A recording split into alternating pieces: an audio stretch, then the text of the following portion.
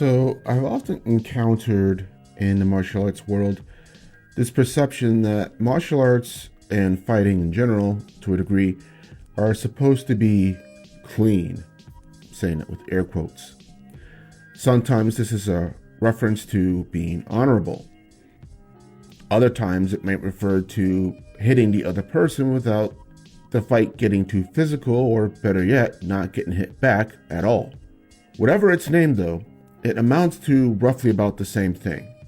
The perception that martial arts are supposed to be violent, yet equally an elegant form of activity, if you will. However, there are many people who also fundamentally disagree with this as well.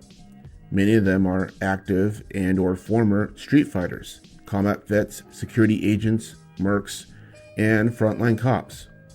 But this also includes as well people within the martial arts community, and I happen to be one of them.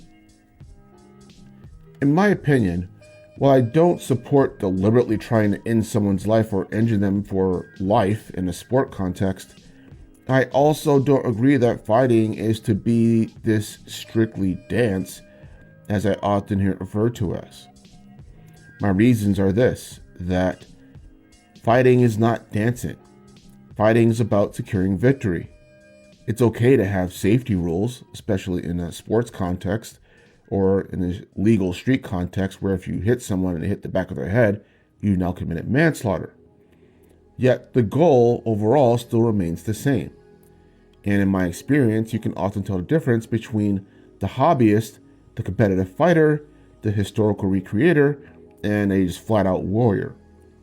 Now, keep in mind, these are just my opinions. These are not me trying to judge other people, where they stand, or saying that my particular point of view is the superior one. So if you're going to get anal about that, please chill the hell out. Now, having said all that, the hobbyist and the historical recreator are not really fighting for the sake of fighting, but for some other purpose, as it were, trying to pass down a lineage or technique, and or even just to enjoy themselves. It's a fun thing to do on their off time, or maybe to vent stress, which is all well and good. But I've also seen some of these people complain about the last two categories, the competitive fighter and the warrior. And that's because the competitive fighter is fighting to win and doesn't really care as much about lineage or having fun. And the warrior is not fighting to play tippy-tap or for points, as it were. Both are fighting to win within its constraints of whatever system they're fighting in, if they're fighting in one at all, in the warrior's case. And I can tell by how they moved, and if you'll forgive the term, their vibes, which one is which many times. With the competitive fighter, there is an eagerness to get into the fight. And they have the intensity and, to a degree, yes, technique and whatnot to do their thing and get victory, or at least try to. But at the same time, it usually is for the goal of not just getting victory for the sake of victory, but getting victory to get money or to as a job, as it were. And again, I'm not criticizing those.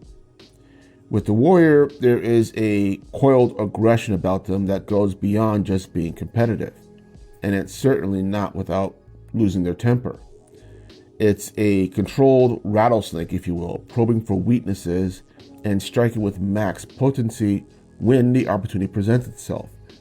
And it cares very little to none at all about the historical lineage or the making money, as it were, or just even to arguably win a fight. It's more or less about winning a fight by whatever means necessary, using whatever tools are necessary in order to gain that victory. And you can see these in terms of how both kind of respond and carry themselves, both in a combat context and outside of a combat context. Warriors, hobbyists, and historical recreators, more often than not, don't usually carry themselves like they're trying to prove something outside of that particular world. Warriors in particular often tend to be very low key and not necessarily bragging about, how badass they are or whatever, which isn't to say they're all moral people. It's just a title, really, and even that title can be subjective, if I'm perfectly honest. But equally, hobbyists are, as the name implies, are just doing a hobby. So it's a side gig. It's a category, a part of their lives in some other area. And the same thing with the historical recreator, though that might be with a little bit more passion about trying to stay within a particular lane, follow the source or the book or whatever it is that you follow, the master, teacher, whatever. It's a almost arguably quasi-religious setup or mindset, I think. That being said, competitive fighters, in my experience, are often loud or not shy about bragging about being fighters to some degree or another. They want people to know their accolades because it's from that they get noticed and they get more fights and arguably more money and even more glory or rep if that is the world and circumstance that they're doing their fights in. Now, having said all that, what does all this have to do with fighting cleanly? And the answer is simply this: that within fighting, there can be much nuance into what that entails and what the actual fight itself entails, as well as before the fight even starts. And to assume that fighting is supposed to be this elegant, clean-looking thing with minimal amount of gore or bloodshed is, in my opinion, I think wrong. Because not everyone plays by those rules or plays with that expectation.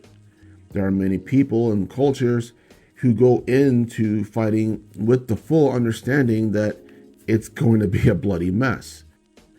And yes, others where they do try to constrain it to some sort of honor system, such as only drawing first blood or having single battles but no others jumping into the fight, as it were, to interrupt it, ideally. But having said all that, that's my thought on the concept of fighting cleanly. I don't think there's anything wrong with it necessarily, but I'm not going to go into a fight expecting it.